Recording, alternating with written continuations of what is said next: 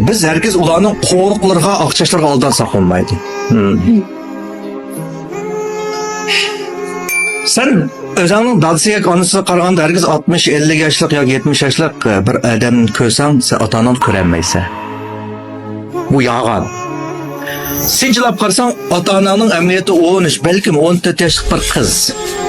Yaxshi ko'rishga erishanmagan, ammo yaxshi ko'rish uchun shundaqcha badal to'lab, 10 yil, 20 yil, 30 yil, 40 yil o'tab, tuyuqsiz 60 kishirib qolgan bir 13 yaşlıq bir resmi chin dildan quchoqlashga muhtoj bir kichik qiz bolani ko'ralsan, dada onaning vujudida qarsam, buni tamtirayotgan, meni bir kim quchoqlab qo'yar, kim meni bir yaxshi ko'radi deb tamtirayotgan bir kichik qizni ko'ralsan, vujudidan yoki kichik bir bolani ko'ralganda, onda sen ota-onani ko'ralaysan. Ota-onani haqiqiy ko'ralgan bo'lsa, ondan uni quchoqlay olasiz.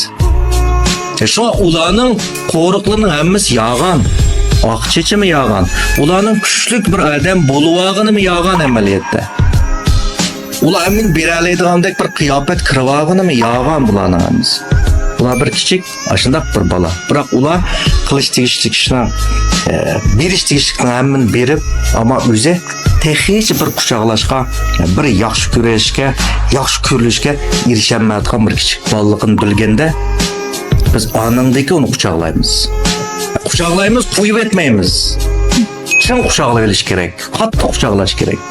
Ularning cho'qim ko'zdan yosh to'kilguncha, ondan bu yosh bizga ta'sir qilib, bizning to'kilguncha biz quchoqlashimiz kerak. Mana bu biz farzand bo'lishimizdan qilish tegishli ishimiz.